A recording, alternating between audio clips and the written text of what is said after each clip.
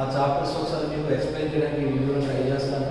ఎందుకంటే చాలామందికి డ్రాయింగ్ వచ్చేసరికి ఏం ప్రిపేర్ అవ్వాలి, అసలు ఏం మనం ప్రాక్టీస్ చేయాలని కొంచెం డైలమాలో ఉంటుంది డ్రాయింగ్ స్టూడెంట్స్. అందువల్ల ఏంటంటే నేను చెప్పే వీడియో వాళ్ళకి బాగా యూజ్ అవుతుంది అనుకుంటాను నేను.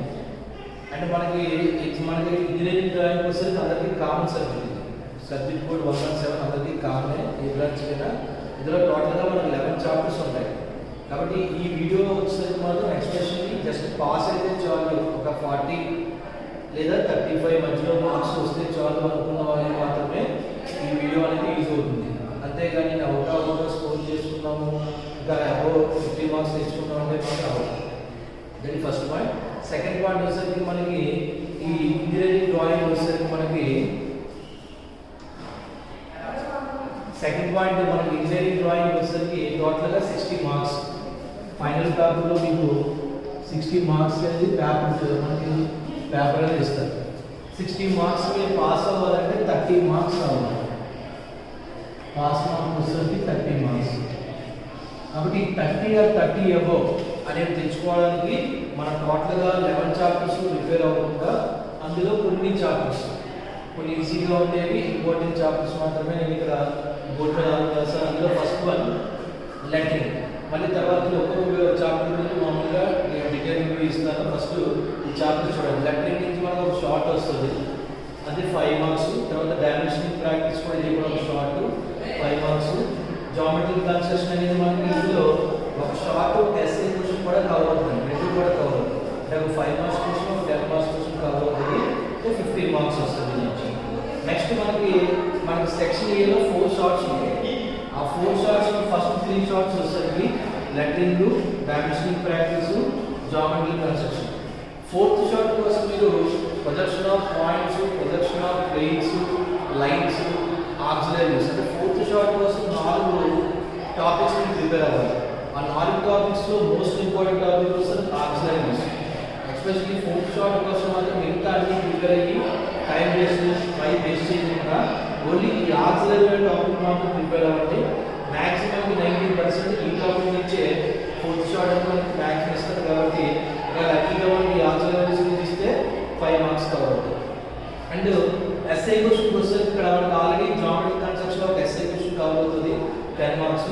అండ్ ఆర్బిట్రరీ ప్రొజెక్షన్స్ కూడా ప్రిపేర్ అవ్వడానికి కూడా ఈజీగా ఉంటుంది, ఒక 10 మార్క్స్. కాబట్టి ఈ ఫస్ట్ నుంచి 5 చాప్టర్స్ నుంచి ప్రిపేర్ అవ్వగలిగితే ఈజీగా 35 నుంచి 40 మార్క్స్ కంపల్సరీగా వస్తాయి. అంటే మనం పాస్ అయినట్టు. అండ్ కొంచెం మీరు ఇంజనీరింగ్ డ్రాయింగ్ అనేది మీరు ప్రిపేర్ అవుతున్నప్పుడు మనం కరెక్ట్గా అంతా ప్రిపేర్ అయిపోవడం కాదండి. మనం అవుట్పుట్ డ్రాయింగ్ షీట్లో అవుట్పుట్ అనేది ఎలా డ్రా చేసామో మెయిన్ ఇంపార్టెంట్. మనం అంతా డ్రా చేసి కరెక్ట్గా మీరు డ్రా చేయకూడదు. అంటే దట్ మీన్స్ చాలా నీట్గా ఉండాలండి డ్రాయింగ్ అనేది. మీరు వాటి చూడగానే మీ డయాగ్రామ్ చూసి వాడు ఎవరైతే కరెక్షన్ చేసిన వాళ్ళు ఇంప్రెస్ అవ్వాలి, అప్పుడే మీకు పాస్ అవ్వగలరు. ఆ ఇంప్రెస్ అవ్వాలంటే మనకి ఇందులో నెంబర్ ఆఫ్ పాయింట్స్ ఉంటాయి, ఎలిమెంట్స్ ఉంటాయి. డైమెన్షన్ లైన్స్ అని, ప్రొజెక్షన్ లైన్స్ అని, ఎక్స్టెన్షన్ లైన్స్ అని. మనకు కావాల్సిన అవుట్పుట్ మాత్రమే డార్క్గా చూపించాలి. మిగతా అంతా కూడా లైట్గా మీరు ఎప్పుడైతే డ్రా చేశారో అప్పుడు మాత్రం అవుట్పుట్ అనేది చాలా నీట్గా వస్తుంది. అప్పుడు ఎటువంటి మార్క్స్ తీయడానికి కూడా అందులో చాయిస్ ఉంది, ఈజీగా పాస్ అవుతుంది.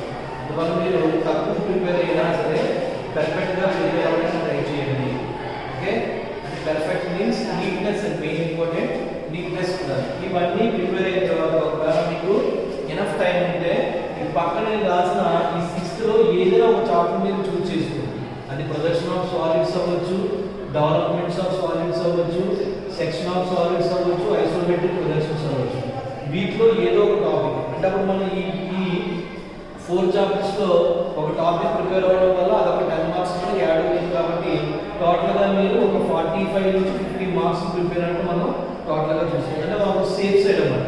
ఈ 4 టాపిక్స్లో ఒకవేళ టైం ఉంటే మాత్రం ఏదో ఒక topic projection of solids, developments, section of solids, isometric projections, వీటన్నింటిలో ఈ 2 కూడా కొంచెం ఈజీగా ఉంటాయి. ప్రొజెక్షన్ ఆఫ్ సాలిడ్స్ కొంచెం ఈజీగా ఉంటుంది, డెవలప్మెంట్స్ కూడా కొంచెం ఈజీగా ఉంటుంది. కాబట్టి ఆ రెండింటిలో ఏదో ఒక దాన్ని చూస్ చేసుకుంటే ఏదంటే మిగిలిన 4 మీ ఇష్టం. మీకు ఉన్న నాలెడ్జ్ బట్టి, సబ్జెక్ట్ మీద నాలెడ్జ్ బట్టి ఏదో ఒక దాన్ని మీరు చూస్ చేసుకుని ఆ 4 ప్రిపేర్ అవ్వాలి. ఫస్ట్ మాత్రం కంపల్సరీ 5 టాపిక్స్ ప్రిపేర్ అయితే ఆ తర్వాత మీరు ఆ 6th టాపిక్ ఏదో ఒక దాన్ని మీరు చూస్ చేసుకోండి. ఫస్ట్ కాబట్టి లెటరింగ్లో మనకి తీసుకోవాల్సిన మెయిన్ ఇంపార్టెంట్ పాయింట్స్ ఉన్నాయి. అదేంటంటే ఫస్ట్ మనకి లెటరింగ్లో ఇలా ప్రింట్గా ఫాలో అయ్యి మనకు ఒక సెంటెన్స్ ఇస్తాడు. ఆ సెంటెన్స్ని వాటి చెప్పిన హైట్లో మనం ప్రింట్ చేయాలి. నీట్గా మనం ఎలా పడితే అలా రాసేటప్పుడు మెయిన్ లెటరింగ్ అనేది మనం ప్రింట్ చేయాలి కాబట్టి బై యూజింగ్ స్కేల్తో ప్రతి లెటర్ని కూడా డిజైన్ చేయాలి. Scale and hand free hand use చేసి మనం లెటర్ అనేది దీనిలో మనం డ్రా చేస్తాం. ఎంతైతే వాడు హైట్ మెన్షన్ చేసాడో హైట్ ఇలాగ 2 లైన్స్ డ్రా చేసుకుని ఆ 2 లైన్స్ మధ్యలో మనం ఆ సెంటెన్స్ అనేది ప్రింట్ చేయాలి. That is first point. And ఇందులో మనం తీసుకోవాల్సిన మెయిన్ ఇంపార్టెంట్ పాయింట్స్ ఉంటాయి. ఏంటంటే లెటర్ టు లెటర్ డిస్టెన్స్ వస్తుంది 2 mm మెయింటైన్ చేయాలి మనం. అలాగే వర్డ్ టు వర్డ్ డిస్టెన్స్ వస్తుంది 5 mm మెయింటైన్ చేయాలి. విత్ అవుట్ ద లెటర్ వస్తుంది వాడిచ్చిన హైట్ నుంచి -2 mm చేసి మనం తీసుకోవాలి. ఓకేనా? ఈ పాయింట్స్ మనం తీసుకున్నప్పుడు మనం లెటరింగ్ డ్రా చేసుకున్నప్పుడు పాయింట్స్ గుర్తుపెట్టుకోవాలి. లెటరింగ్ మనకి 2 రకాలు అడుగుతాడు. ఒకటి వెర్టికల్ లెటరింగ్ అడుగుతాడు, లేదంటే మనకి ఇంక్లైన్ లెటరింగ్ అడుగుతాడు. వెర్టికల్ లెటరింగ్ అంటే స్ట్రైట్గా డ్రా చేస్తాం, ఇంక్లైన్ లెటరింగ్ అంటే ఇంక్లైన్గా డ్రా చేస్తాం. కాబట్టి ఆ ఇంక్లైన్ వచ్చేసరికి 75 degrees తీసుకోవాలి. 75 degreesలో ఒక్కొక్క లెటరింగ్ మనం రొటేషన్ చేసి డ్రా చేయాలి. ఓకే? లేదా ఒక పుష్లో ఇంక్లైన్ లెటరింగ్ ఇచ్చినప్పుడు వాడు ఏదైనా యాంగిల్ మెన్షన్ చేస్తే ఆ యాంగిల్ మనం డ్రా చేయాలి. ఆ యాంగిల్ వాడు ఎంతైతే యాంగిల్ ఇచ్చాడో ఆ యాంగిల్ తీసుకుని డ్రా చేయాలి. వాడు యాంగిల్ ఇవ్వకపోతే మాత్రం మనం 75 degrees యాంగిల్తో ప్రతి లెటర్ని కూడా మనం క్లిక్ చేయాలి. ఇక్కడ విత్ వచ్చేసరికి మనకి లెటర్ యొక్క ఈ సైజ్ అని తీసుకోవాలని హైట్ -2 mm. ఎలా క్వశ్చన్లో మనకి హైట్ ఇస్తాడు. లెటర్ టు లెటర్ వచ్చేసరికి ఫర్ ఎగ్జాంపుల్ ఎల్కి ఈకి మధ్యలో 2 mm ఉండాలి. అలాగే ఇది ఇంజనీరింగ్ డ్రాయింగ్ ఉంది. ఇది ఒక వర్డ్, ఇది ఒక వర్డ్. ఈ వర్డ్ కంప్లీట్ అయిన తర్వాత నెక్స్ట్ వర్డ్ వెళ్ళినప్పుడు ఒక 5 mm గ్యాప్ తీసుకొని నెక్స్ట్ వర్డ్ మనం ప్రింట్ చేయాలి. ఓకే? ఇది లెటరింగ్ యొక్క మెయిన్ ఇంపార్టెంట్ పాయింట్స్. నీట్గా డ్రా చేస్తే ఈజీగా 5 మార్క్స్ వస్తాయి. లెటర్ ప్రింట్ చేసిన తర్వాత మొత్తం లెటర్ అంతా ఒకే సెంటెన్స్లో డ్రా చేయాలి. ఓకే? అప్పుడు మనం ఈ లెఫ్ట్ సైడ్ కానీ రైట్ సైడ్ కానీ వాడు ఎంతైతే హైట్ ఇచ్చాడో దాని డైమెన్షన్ని మెన్షన్ చేయాలి. Left side for example 14 mm అనుకోండి. ఈ 14 mm ఇక్కడ నేను మెన్షన్ చేయాలి లెఫ్ట్ సైడ్. లేదంటే రైట్ సైడ్ కానీ 14 mm మనం మెన్షన్ చేయాలి. Okay? That is about lettering. Okay? Next chapter వచ్చేసరికి మనకి డైమెన్షనల్ ప్రాక్టీస్. డైమెన్షనల్ ప్రాక్టీస్ అంటే మనకి ఆ చాప్టర్ మెయిన్ మనకి ఒక రఫ్ డయాగ్రామ్ ఇస్తాడు. ఆ రఫ్ డయాగ్రామ్లో ఏంటంటే మనకి రాంగ్ డైమెన్షన్స్ ఉంటాయి. Dimension values right, but wrong alignments ఉంటాయి. అలాగే రాంగ్ మెథడ్స్లో మనకు ఒక డయాగ్రామ్ ఇస్తారు. దాన్ని మనం రీడ్రా చేసి దాన్ని కట్ చేయాలి. కరెక్ట్గా అందులో రాంగ్ డైమెన్షన్స్ ఏంటనే మనం ఐడెంటిఫై చేసి వాటిని మనం రీకరెక్ట్ చేయాలి. ఇప్పుడు దానికోసం ఇందులో మనకి ఏంటంటే సిస్టమ్ ఆఫ్ డైమెన్షనింగ్ అని అలైన్ డైమెన్షనింగ్ ఉంటుంది, ఇరిడైరెక్షన్ డైమెన్షనింగ్ ఉంటుంది. అలాగే అలైన్మెంట్స్ ఆఫ్ డైమెన్షన్స్లో చైన్, ప్యారలల్, ప్రోగ్రెసివ్ ఉంటుంది. కానీ మీరు ఈ చాప్టర్ ప్రాక్టీస్ అవుతున్నప్పుడు అలైన్ డైమెన్షన్ ఏంటి, ఇరిడైరెక్షన్ అంటే ఏంటి, అలాగే చైన్, ప్యారలల్, ప్రోగ్రెసివ్ అంటే ఏంటో మీరు ఒకసారి చెక్ చేసుకొని అది ప్రాక్టీస్ చేయాలి. తర్వాత ఇందులో SP 46, 90, 88 అంటారు.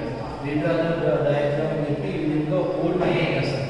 ఇది మెన్షన్ చేసినప్పుడు మీకు నచ్చిన డైమెన్షన్స్ ఏదైనా చూస్ చేసుకుని ఆ డయాగ్రామ్ రీడ్రా చేయొచ్చు. మీ ఇష్టం, మీ చాయిస్. బట్ వాడు స్పెసిఫిక్గా ఫర్ ఎగ్జాంపుల్ ఎలైన్ అని చెప్తే ఎలైన్లో చూపించాలి, లేదంటే చైన్ చెప్తే చైన్లో చూపించాలి. ఒకసారి వాడు చెప్తే ఆ దాంట్లో కూడా ఆ కంట్రోల్లో మనం చూస్ చేసుకోవాలి. అండ్ ఇందులో మనకి సర్కిల్స్ ఉంటాయి, అలాగే కర్వ్స్ ఉంటాయి. కాబట్టి సర్కిల్స్ ఎప్పుడు కూడా మీరు డైమెన్షన్ ఇచ్చిన సర్కిల్స్కి డైమెన్షన్ ఇచ్చినప్పుడు పై అనే సింబల్ ఇచ్చారు. Pi followed by the diameter value. Pi ఒక డయామీటర్ 50 రేడియస్ కన్సిడర్ చేయకూడదు. ఇన్ కేస్ మన సర్కిల్ని రేడియస్తో డ్రా చేసినా దాన్ని డబుల్ చేసి డయామీటర్ మెన్షన్ చేయాలి. ముందు పై సింబల్ వేయాలి, తర్వాత followed by diameter value. For example pi 50 అలాగే. సేమ్ మనం ఆర్క్ డ్రా చేస్తాం. ఆర్క్ డ్రా చేసినప్పుడు కూడా దాన్ని R30 అని మెన్షన్ చేయాలి. Arc followed by radius value. R30 అవ్వచ్చు, 20 అవ్వచ్చు, 10 అవ్వచ్చు. ముందు మాత్రం R అనే సింబల్ ఉండాలి. ఇది డైమెన్షన్ ప్రాక్టీస్ మీరు చేస్తున్నప్పుడు. అండ్ ఇందులో మీరు మెయిన్ గుర్తుపెట్టుకోవాల్సిన పాయింట్ మాత్రం ఒకవేళ SP 46, 90, 88 అని ఇస్తే మీకు నచ్చిన డైమెన్షన్స్ తీసుకొని మీకు నచ్చిన వాల్యూస్ తీసుకొని మీకు డైమెన్షన్స్ ఈ సిస్టంలో కానీ ఎలమెంట్స్లో కానీ మీకు నచ్చిన తీసుకొని దానికి డైమెన్షన్ ఇవ్వచ్చు. ఇందులో మీరు డైమెన్షన్ ఇచ్చినప్పుడు డయాగ్రామ్కి కొంచెం డిస్టెన్స్ అయితే మెయింటైన్ చేయండి. మరి డయాగ్రామ్కి టచ్ అవ్వకూడదు చూసుకోండి. డైమెన్షన్ వాల్యూస్ అనేది ఇప్పుడు కూడా డైమెన్షన్ అనేది టచ్ అవ్వకుండా వేయాలి అని గుర్తుపెట్టుకోండి.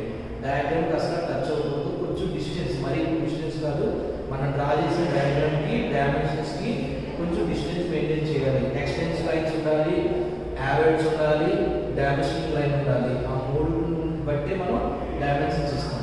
ఓకేనా, గుర్తుపెట్టుకొని ఇప్పుడు ఈ చాప్టర్ ప్రాక్టీస్ అవుతున్నప్పుడు ఇది ఒకసారి పాయింట్స్ చూసుకోండి. నెక్స్ట్ జామెట్రికల్ కన్స్ట్రక్షన్లో ఎస్ఐ క్వశ్చన్ వచ్చేసరికి మనకి కన్స్ట్రక్షన్ ఆఫ్ ఎలిప్స్. ఇందులో దీనికి 3 మెథడ్స్ ఉంటాయి. మోస్ట్ ఇంపార్టెంట్ క్వశ్చన్ ఇది construction of ellipse. Concentric circle method, eccentricity method, rectangular method కానీ అబ్లాంగ్ మెథడ్ కానీ ఈ 3 మెథడ్స్ నుంచి ఎలిప్స్ మనం కన్స్ట్రక్షన్ చేయొచ్చు. ఇందులో మనకి concentric circle method, eccentricity method ఎక్కువగా రిపీటెడ్గా అడుగుతుంటాడు. ఒక ఎలిప్స్ మనం కన్స్ట్రక్షన్ చేయడానికి 3 మెథడ్స్ యూజ్ చేయొచ్చు. 3 మెథడ్స్ మీరు ఒకసారి క్రాస్ చేసిన తర్వాత ఈ 2 మెథడ్స్ మాత్రం మోస్ట్ ఇంపార్టెంట్ ఎలిప్స్ పరంగా. నెక్స్ట్ వచ్చేసరికి మనకి sorry it's not ellipse, cycloid. One of the most important question in geometrical construction. One important అంటే రిపీటెడ్గా ఎక్కువ అడుగుతుంటాడు. సైక్లాయిడ్, కన్స్ట్రక్షన్ ఆఫ్ సైక్లాయిడ్ అంటే ఒక సర్కిల్ ఉన్న సర్కిల్ నుంచి మనం బై యూజింగ్ 2πr సర్కిల్స్ మనం సైక్లాయిడ్ డ్రా చేయాలి. ఈ సైక్లాయిడ్ మనం డిఫరెంట్గా కూడా అడుగుతుంటాడు. ఒక సర్కిల్ మీద ఒక పాయింట్ ఉంటుంది. ఆ పాయింట్ని మనం ఆ సర్కిల్ అనేది రొటేషన్ అవుతూ రోల్ అవుతున్నప్పుడు ఆ పాయింట్ ట్రేస్ చేయమని అడుగుతాడు.